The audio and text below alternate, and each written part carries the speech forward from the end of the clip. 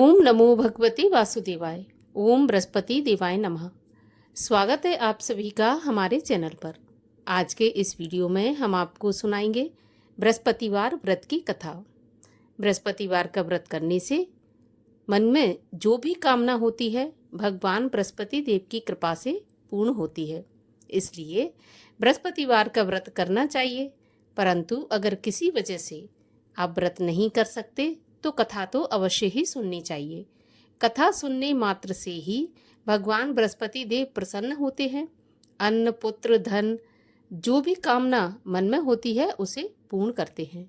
तो चलिए पूरे प्रेम भाव से, श्रद्धा भाव से अब सुनते हैं बृहस्पतिवार व्रत की कथा। प्राचीन समय की बात है। भारत में एक राजा राज्य करता था। वह बड़ा प्रतापी और दानी था। वह नित्य प्रति मंदिर में भगवत दर्शन करने जाता था। वह ब्राह्मण और गुरु की सेवा भी किया करता था। उसके द्वार से कोई भी याचक निराश होकर नहीं लौटता था। वह प्रत्येक गुरुवार को व्रत रखता एवं पूजन करता था। हर दिन गरीबों की सहायता करता था। परंतु ये सब बातें उसकी रानी को अच्छी नहीं लगती थीं। वह न ही व्रत करती और न किसी को एक भी पैसा दान में देती थी। वह राजा से भी ऐसा करने को मना किया करती थी। एक समय की बात है, राजा शिकार खेलने वन को चले गए। घर पर रानी और दासी थी।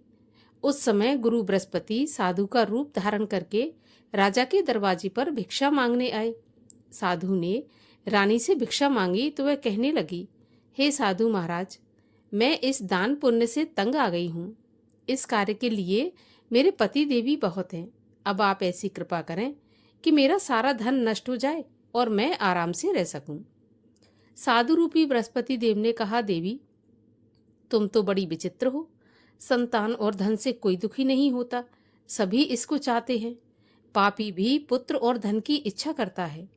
अगर तुम्हारे पास धन अधिक है तो भूखे मनुष्यों को भोजन कराओ, प्याऊ लगवाओ, ब्राह्मणों को दान दो, धर्मशालाएं बनवाओ, कुआं, तालाब, बावड़ी, बाग बगीचों आदि का निर्माण करवाओ तथा निर्धनों की कुमारी कन्याओं का विवाह कराओ। साथ ही यज्ञ आदि करो।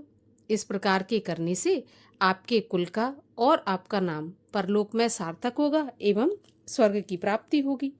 परंतु रानी साधु की इन बातों से खुश नहीं हुई। उसने कहा, हे साधु महाराज, मुझे ऐसे धन की आवश्यकता नहीं जिसको मैं अन्य लोगों को दान दूं तथा जिसको रखने और संभालने में ही मेरा सारा समय नष्ट हो जाए। साधु ने कहा, देवी यदि तुम्हारी ऐसी इच्छा है तो जैसा मैं तुम्हें बताता हूँ तुम वैसा ही करना। बृहस्पतिवार के दिन घर को गोबर से लीपना, अपने केशों को पीली मिट्टी से धोना, केशों को धोते समय स्नान करना, राजा से कहना वह हजामत करवाए, भोजन में मांस मदिरा खाना, कपड़ा धोबिकियाँ धुलने डालना। इस प्रकार 7 बृहस्पतिवार करने से तुम्हारा सारा धन नष्ट हो जाएगा। ये कहकर साधु महाराज रूपी बृहस्पति देव अंतर्ध्यान हो गए। रानी ने साधु के कहने के अनुसार 7 बृहस्पतिवार वैसा ही करने का विचार किया। साधु के बताए अनुसार करते हुए केवल 3 बृहस्पतिवार ही बीते थे कि उसकी समस्त धन संपत्ति नष्ट हो गई। भोजन के लिए दोनों समय परिवार तरसने लगा और सांसारिक भोगों से दुखी रहने लगा। तब वह राजा रानी से कहने लगा कि रानी, तुम यहाँ पर रहो, मैं दूसरे देश को जाता हूँ, क्योंकि यहाँ पर मुझे सभी मनुष्य जानते हैं, इसलिए मैं यहाँ कोई कार्य नहीं कर सकता। ऐसा कहकर राजा परदेश चला गया। वहाँ जंगल से लकड़ी काट कर लाता और शहर में बेचता। इस तरह से जीवन बिताने लगा। इधर राजा के बिना रानी और दासियां दुखी रहने लगी। किसी दिन भोजन मिलता और किसी दिन पानी पीकर ही रह जाती। एक समय रानी और दासियों को 7 दिन बिना भोजन के व्यतीत हो गए। तो रानी ने अपनी दासी से कहा कि दासी, यहाँ पास ही के नगर में मेरी बहन रहती है, वह बड़ी धनवान है, तू उसके पास जा और वहाँ से 5 सेर बेझर मांग के ले आ, जिससे कुछ समय के लिए गुजर हो जाएगी। दासी रानी की बहन के पास गई। रानी की बहन उस समय पूजा कर रही थी। बृहस्पतिवार का दिन था।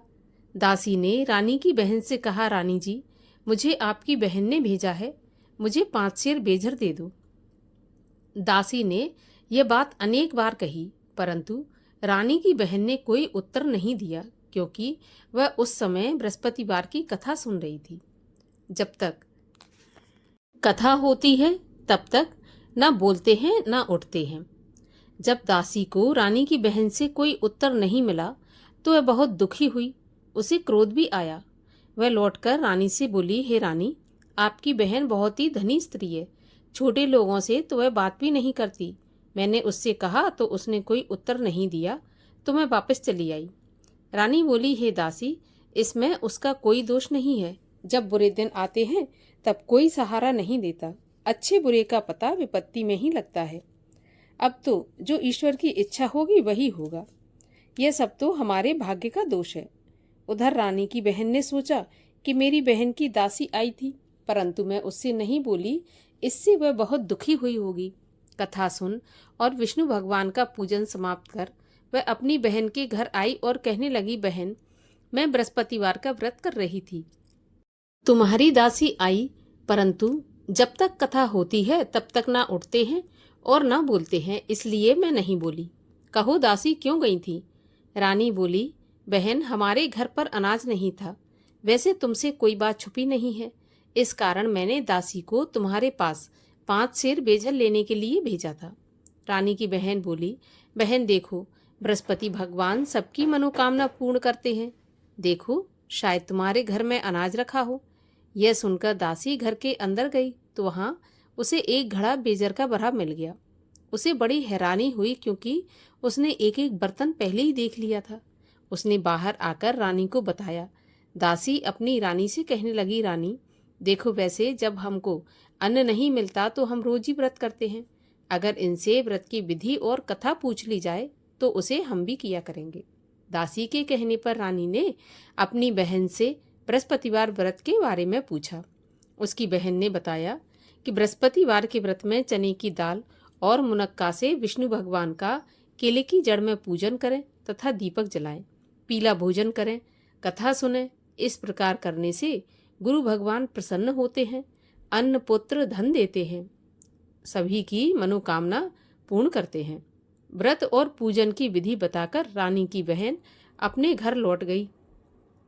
रानी और दासी दोनों ने निश्चय किया कि बृहस्पति भगवान का पूजन करके बृहस्पतिवार का व्रत अवश्य करेंगे। 7 रोज बाद जब बृहस्पतिवार आया तो उन्होंने व्रत रखा। घुड़साल में जाकर चना और गुड़ बीन लाईं तथा उसकी दाल से केले की जड़ तथा विष्णु भगवान का पूजन किया। अब भोजन पीला कहाँ से आए, तो दोनों बड़ी दुखी हुई, परंतु उन्होंने व्रत किया था, इस कारण बृहस्पति भगवान प्रसन्न थे। एक साधारण व्यक्ति के रूप में वे 2 थालों में सुंदर पीला भोजन लेकर आए और दासी को देकर बोले, दासी, यह भोजन तुम्हारे और रानी के लिए है, तुम दोनों करना। दासी भोजन पाकर बड़ी प्रसन्न हुई और रानी से बोली, रानी जी भोजन कर लो। रानी को भोजन आने के बारे में कुछ पता नहीं था, इसलिए वह दासी से बोली, जा तू ही भोजन कर, तू हमारी व्यर्थ में हंसी उड़ाती है। दासी बोली, एक व्यक्ति भोजन दे गया है। तो रानी कहने लगी, यह भोजन तेरे लिए दे गया है तो तू ही भोजन कर ले। दासी ने कहा, वह व्यक्ति हम दोनों के लिए 2 थालों में भोजन देकर गया है, इसलिए मैं और आप दोनों ही साथ साथ भोजन करेंगे। दोनों ने गुरु भगवान को नमस्कार करके भोजन प्रारंभ किया। उसके बाद से वे प्रत्येक बृहस्पतिवार को गुरु भगवान का व्रत और पूजन करने लगी। बृहस्पति भगवान की कृपा से उनके पास धन हो गया, परंतु रानी फिर पहले की तरह आलस करने लगी। तब दासी बोली, देखो रानी, तुम पहले भी इस प्रकार आलस करती थी, तुम्हें धन के रखने में कष्ट होता था, इस कारण सभी धन नष्ट हो गया। अब गुरु भगवान की कृपा से धन मिला है तो फिर तुम्हें आलस होता है। बड़ी मुसीबतों के बाद हमने यह धन पाया है, इसलिए हमें दान पुण्य करना चाहिए। भूखे मनुष्यों को भोजन कराओ, प्याऊ लगवाओ, ब्राह्मणों को दान दो, कुआं, तालाब, बावड़ी आदि का निर्माण कराओ, मंदिर, पाठशाला बनवाकर दान दो, कुंवारी कन्याओं का विवाह करवाओ। धन को शुभ कार्यों में खर्च करो, जिससे तुम्हारे कुल का यश बढ़े तथा स्वर्ग प्राप्त हो और पितृ प्रसन्न हो। दासी की बात मानकर रानी ने इसी प्रकार के कर्म करने प्रारंभ कर दिए। अब तो उसका काफी यश फैलने लगा। एक दिन रानी और दासी आपस में विचार करने लगीं कि ना जाने राजा किस दशा में होंगे। उनकी कोई खोज खबर नहीं है। गुरु भगवान से उन्होंने प्रार्थना की और भगवान ने रात्रि में राजा को सपने में कहा कि राजा उठ, तेरी रानी तुझको याद करती है, अब अपने देश को लौट जा। राजा प्रातःकाल उठा। यह विचार करने लगा कि स्त्री जाति खाने और पहनने की ही साथी होती है, पर भगवान की आज्ञा मानकर वह अपने नगर को चलने के लिए तैयार हुआ। जब राजा परदेश गया तो परदेश में बहुत दुखी रहने लगा था। प्रतिदिन जंगल से लकड़ी बीन कर लाता और उसे शहर में बेचकर अपने दुखी जीवन को बड़ी कठिनता से व्यतीत करता था। एक दिन राजा दुखी होकर अपनी पुरानी बातों को याद करके रोने लगा। उस जंगल में बृहस्पति देव एक साधु का रूप धारण करके आए और राजा के पास आकर बोले, हे लकड़हारे, तुम इस सुनसान जंगल में किस चिंता में बैठे हो, मुझे बताओ। यह सुनकर राजा के नेत्रों में जल भर आया और साधु की वंदना करके बोला, हे प्रभु, आप सब कुछ जानने वाले हैं। इतना कहकर राजा ने साधु को अपनी संपूर्ण कहानी सुना दी। महात्मा दयालु होते हैं। वे राजा से बोले, हे राजा, तुम्हारी पत्नी ने बृहस्पति देव के प्रति अपराध किया था, जिसके कारण तुम्हारी ऐसी दशा हुई। अब तुम किसी प्रकार की चिंता मत करो, भगवान तुम्हें पहले से अधिक धन देंगे। देखो, तुम्हारी पत्नी ने बृहस्पतिवार का व्रत प्रारंभ कर दिया है। अब तुम भी बृहस्पतिवार का व्रत करके चने की दाल व गुड़ जल के लोटे में डालकर केले का पूजन करो, फिर कथा कहो या सुनो। भगवान तुम्हारी सभी कामनाओं को पूरा करेंगे। साधु को प्रसन्न देखकर राजा बोला, हे प्रभु, मुझे लकड़ी बेचकर इतना पैसा नहीं बचता जिससे भोजन करने के उपरांत कुछ बचा सकूं। मैंने रात्रि में अपनी रानी को व्याकुल देखा है। मेरे पास कोई साधन नहीं जिससे उसका समाचार जान सकूं। फिर मैं बृहस्पति देव की क्या कहानी कहूं, यह भी मुझको मालूम नहीं है। तब साधु ने कहा, हे राजा, तुम किसी बात की चिंता मत करो। बृहस्पतिवार के दिन तुम रोज की तरह लकड़ियां लेकर शहर में जाना। तुम्हें रोज से दोगुना धन प्राप्त होगा, जिससे तुम भली भांति भोजन कर लोगे और बृहस्पति देव की पूजा का सामान भी आ जाएगा। और बृहस्पति देव की कहानी इस प्रकार से है। प्राचीन काल में एक बहुत निर्धन ब्राह्मण था। उसकी कोई संतान नहीं थी।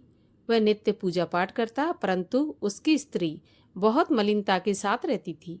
वह न स्नान करती, न किसी देवता का पूजन करती। प्रातःकाल उठते ही सर्वप्रथम भोजन करती, बाद में कोई अन्य काम करती थी।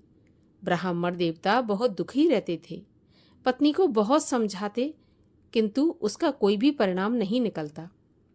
भगवान की कृपा से ब्राह्मण की स्त्री के कन्या उत्पन्न हुई। वह कन्या अपने पिता के घर में बड़ी होने लगी। वह बालिका प्रातः स्नान करके भगवान विष्णु का जप करती और बृहस्पतिवार का व्रत भी करने लगी थी। पूजा पाठ समाप्त करके स्कूल जाती तो अपनी मुट्ठी में जौ भर के ले जाती और पाठशाला के मार्ग में डालती जाती। वही जौ स्वर्ण के हो जाते तो लौटते समय उनको बीनकर घर ले आती। एक दिन वह बालिका सूप में उन सोने के जौ को फटक कर साफ कर रही थी। तभी उसकी माँ ने देख लिया और कहा, बेटी, सोने के जौ को फटकने के लिए सोने का सूप होना चाहिए। अगले दिन गुरुवार था।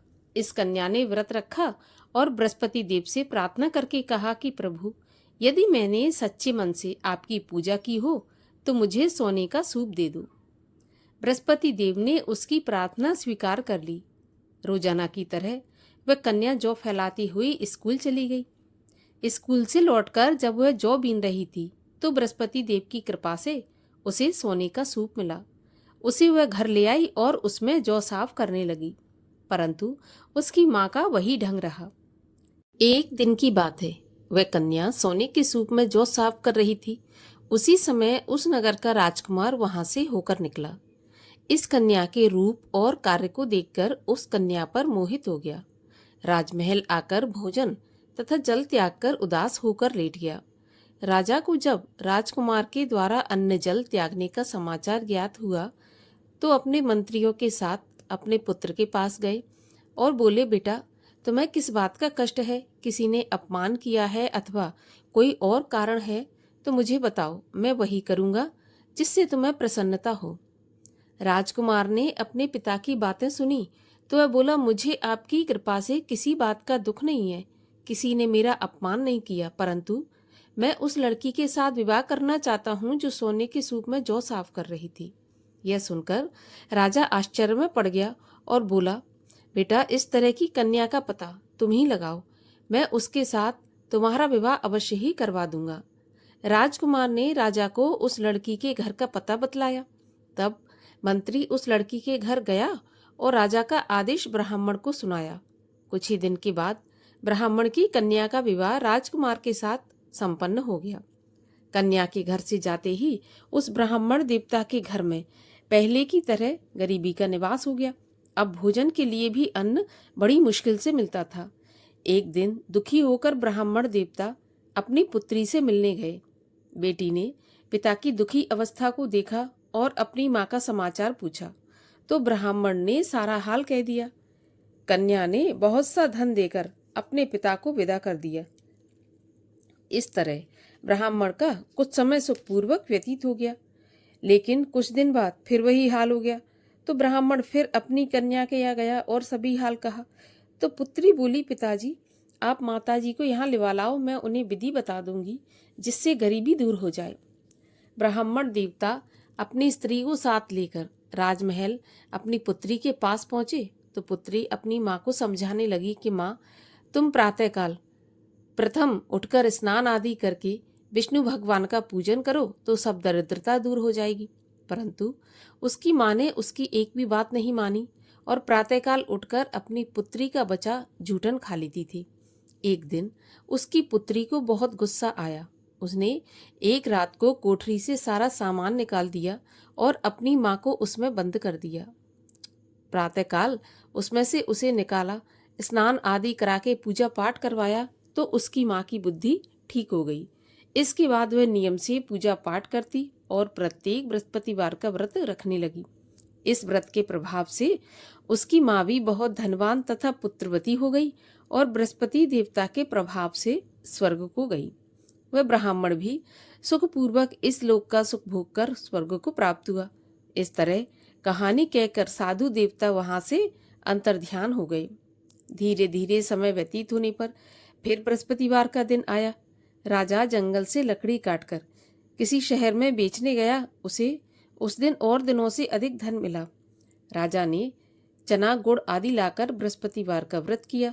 उस दिन से उसके सभी क्लेश दूर हुए, परंतु जब अगला गुरुवार आया तो बृहस्पतिवार का व्रत करना भूल गया। इस कारण बृहस्पति भगवान नाराज हो गए।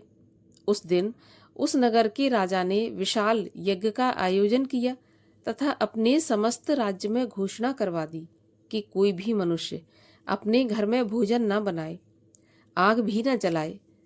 समस्त जनता मेरे यहाँ भोजन करने आए। इस आज्ञा को जो नहीं मानेगा उसको फांसी की सजा दी जाएगी। राजा की आज्ञा के अनुसार राज्य के सभी वासी राजा के भोज में सम्मिलित हुए, लेकिन लकड़हारा कुछ देर से पहुंचा, इसलिए राजा उसको अपने साथ महल में ले गए। जब राजा लकड़हारे को भोजन करा रहे थे तो रानी की दृष्टि उस खूंटी पर पड़ी जिस पर उसका हार लटका हुआ था। उसे हार खूंटी पर लटका दिखाई नहीं दिया। रानी को निश्चय हो गया कि मेरा हार इस लकड़हारे ने चुरा लिया है। उसी समय सैनिक बुलवाकर उसको जेलखाने में डलवा दिया। जब लकड़हारा जेलखाने में गया तो बहुत दुखी होकर विचार करने लगा कि ना जाने कौन से पूर्व जन्म के कर्म से मुझे यह दुख प्राप्त हुआ है, और उसी साधु को याद करने लगा जो कि जंगल में मिला था। उसी समय तत्काल बृहस्पति देव साधु के रूप में प्रकट हो गए और उसकी दशा को देखकर कहने लगे, अरे मूर्ख, तूने बृहस्पति देवता की कथा नहीं की, इसी कारण तुझे दुख प्राप्त हुआ है। अब चिंता मत कर, बृहस्पतिवार के दिन जेल खाने के दरवाजे पर 4 पैसे पड़े मिलेंगे, उनसे तू बृहस्पति देव की पूजा करना तो तेरे सभी कष्ट दूर हो जाएंगे। अगले बृहस्पतिवार उसे जेल के द्वार पर 4 पैसे मिले। राजा ने पूजा का सामान मंगवाकर कथा कही और प्रसाद बांटा। उसी रात्रि को बृहस्पति देव ने उस नगर के राजा को स्वप्न में कहा कि राजा, तूने जिस आदमी को जेल खाने में बंद कर दिया है वह निर्दोष है, वह राजा है, उसे छोड़ देना। रानी का हार उसी खूंटी पर लटका हुआ है। अगर तू ऐसा नहीं करेगा तो मैं तेरे राज्य को नष्ट कर दूंगा। राजा प्रातःकाल उठा और खूंटी पर हार टंगा देखकर लकड़हारे को बुलाकर क्षमा मांगी तथा राजा के योग्य सुंदर वस्त्र आभूषण भेंट करके उसे विदा किया। गुरुदेव की आज्ञा के अनुसार राजा अपने नगर को चल दिया। राजा जब नगर के पास पहुंचा तो उसे बड़ा आश्चर्य हुआ। नगर में पहले से अधिक बाग, तालाब, कुएं तथा बहुत सी धर्मशाला, मंदिर आदि बने हुए थे।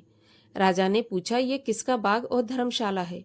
तब नगर के सब लोग कहने लगे कि यह सब रानी और दासी के द्वारा बनवाए गए हैं। तो राजा को आश्चर्य हुआ और गुस्सा भी आया। जब रानी ने खबर सुनी कि राजा आ रहे हैं तो उसने अपनी दासी से कहा कि दासी, देख राजा हमको कितनी बुरी हालत में छोड़ गए थे। हमारी ऐसी हालत देखकर वह लौट न जाए, इसलिए तू दरवाजे पर खड़ी हो जा। रानी की आज्ञा के अनुसार दासी दरवाजे पर खड़ी हो गई। जब राजा आए तो उन्हें अपने साथ महल में लिवा लाई।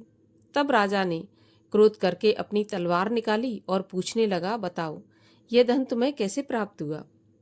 तब रानी ने बताया, हमें यह धन बृहस्पति देव के व्रत के प्रभाव से प्राप्त हुआ है। तो राजा ने निश्चय किया कि 7 रोज बाद तो सभी बृहस्पति देव का पूजन करते हैं, परंतु मैं रोजाना दिन में 3 बार कथा कहा करूंगा तथा रोज व्रत किया करूंगा। अब हर समय राजा के दुपट्टे में चने की दाल बंधी रहती तथा दिन में 3 बार कथा कहता। एक दिन राजा ने विचार किया कि चलो अपनी बहन के यहाँ हो आऊं। इस तरह निश्चय कर राजा घोड़े पर सवार हो अपनी बहन के यहाँ चल दिया। मार्ग में उसने देखा कि कुछ आदमी एक मुर्दे को लिए जा रहे हैं। उन्हें रोककर राजा कहने लगा, अरे भाइयों, मेरी बृहस्पति देव की कथा सुन लो। वे बोले, लो हमारा तो आदमी मर गया, इसको अपनी कथा की पड़ी है। परंतु कुछ आदमी बोले, अच्छा कहो, हम तुम्हारी कथा भी सुनेंगे। तो राजा ने दाल निकाली और कथा कहनी शुरू कर दी। जब कथा आदि हुई थी तो मुर्दा हिलने लगा और जब कथा समाप्त हुई तो वह मुर्दा राम राम करके उठकर खड़ा हो गया। राजा आगे बढ़ा। उसे चलते चलते शाम हो गई। आगे मार्ग में उसे किसान खेत में हल चलाता मिला। राजा उससे बोला, अरे भैया, मेरी बृहस्पतिवार की कथा सुन लो। किसान बोला, जब तक मैं तेरी कथा सुनूंगा तब तक 4 हरैया जोत लूंगा। जा अपनी कथा किसी और को सुनाना। राजा आगे चलने लगा। राजा के हटते ही बैल पछाड़ खाकर गिर गए तथा किसान के पेट में बहुत जोर से दर्द होने लगा। उसी समय किसान की पत्नी रोटी लेकर आई। उसने जब यह देखा तो अपने पुत्र से सभी हाल पूछा और बेटे ने सभी हाल बता दिया। तो बुढ़िया दौड़ी दौड़ी उस घुड़सवार के पास गई और उससे बोली, मैं तेरी कथा सुनूंगी, तू अपनी कथा मेरे खेत पे चलकर ही कहना।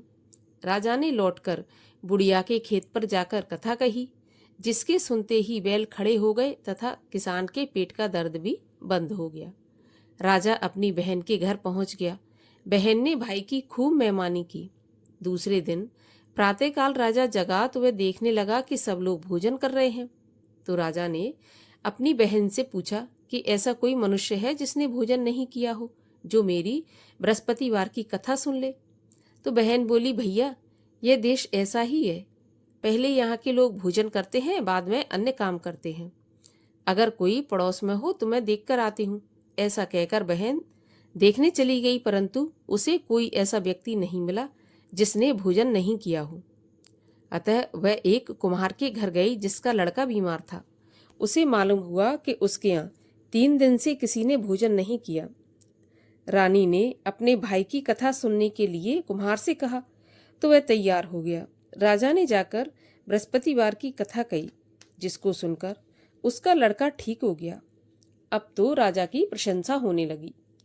एक दिन राजा ने अपनी बहन से कहा, बहन, मैं अपने घर को जाऊंगा, तुम भी तैयार हो जाओ। राजा की बहन ने अपनी सास से अपने भाई के साथ जाने की आज्ञा मांगी तो सास बोली, चली जा, परंतु अपने लड़कों को मत ले जाना, क्योंकि तेरे भाई के कोई संतान नहीं होती। बहन ने अपने भैया से कहा, भैया, मैं तो चलूंगी पर कोई बालक नहीं जाएगा। राजा बोला, जब कोई बालक नहीं जाएगा तो तुम क्या करोगी? बड़े दुखी मन से राजा अपने नगर को लौट आया। राजा ने अपनी रानी से कहा, हम निर्वंशी राजा हैं, हमारा मुंह देखने का भी धर्म नहीं है, वह बिना भोजन आदि किए शैया पर लेट गया। तब रानी बोली, प्रभु, बृहस्पति देव ने हमें सब कुछ दिया है, तो वे हमें संतान भी अवश्य देंगे। उसी रात को बृहस्पति देव ने राजा को स्वप्न में कहा, राजा उठ, सभी सोच त्याग दे, तेरी रानी गर्भवती है। राजा को यह जानकर बड़ी खुशी हुई। 9वें महीने रानी के गर्भ से एक सुंदर पुत्र पैदा हुआ। तब राजा बोला, रानी, स्त्री बिना भोजन के रह सकती है, बिना कहे नहीं रह सकती। जब मेरी बहन आए तो तुम उससे कुछ कहना मत। तो रानी ने सुनकर हाँ कर दिया। जब राजा की बहन ने यह शुभ समाचार सुना तो बहुत खुश हुई तथा बधाई लेकर अपने भाई के यहाँ आई। तभी रानी ने कहा, घोड़ा चढ़ाकर नहीं आई, गधा चढ़ी आई। राजा की बहन बोली, भाई, मैं इस प्रकार न कहती तो तुम्हें औलाद कैसे मिलती। बृहस्पति देव ऐसे ही हैं, जैसी जिसके मन में कामना है सभी को पूर्ण करते हैं। जो सद्भावना पूर्वक बृहस्पतिवार का व्रत करता है एवं कथा पढ़ता है अथवा सुनता है और दूसरों को सुनाता है, बृहस्पति देव उसकी सभी मनोकामना पूरी करते हैं। बृहस्पति देव उनकी सदैव रक्षा करते हैं। जो संसार में सद्भावना से गुरुदेव का पूजन एवं व्रत सच्चे हृदय से करते हैं, उनकी सभी मनोकामनाएं पूर्ण होती हैं। जैसी सच्ची भावना से रानी और राजा ने बृहस्पति देव की कथा का गुणगान किया तो उनकी सभी इच्छाएं बृहस्पति देव ने पूर्ण की थीं। इसलिए सबको कथा सुनने के बाद प्रसाद लेकर जाना चाहिए। हृदय से उनका मनन करते हुए जयकारा बोलना चाहिए। बोलिए, बृहस्पति देव की जय। बृहस्पति देव की आरती। ओम जय बृहस्पति देवा, स्वामी जय बृहस्पति देवा। छिन छिन भोग लगाऊं, कदली फल मेवा। ओम जय बृहस्पति देवा। तुम पूरन परमात्मा, तुम अंतर्यामी। जगत पिता जगदीश्वर, तुम सबके स्वामी। ओम जय बृहस्पति देवा। चरणामृत निज निर्मल, सब पातक हरता। सकल मनोरथ दायक, कृपा करो भरता। ओम जय बृहस्पति देवा।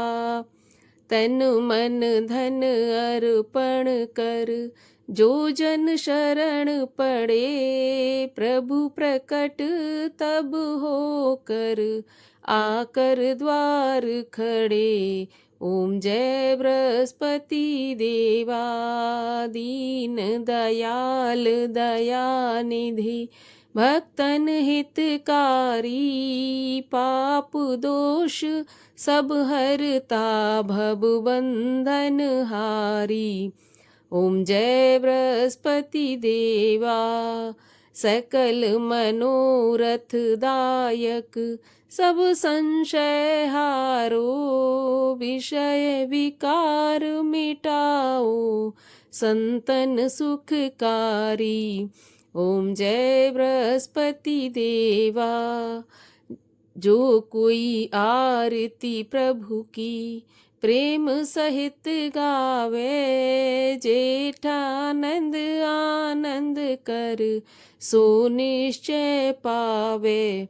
ओम जय बृहस्पति देवा।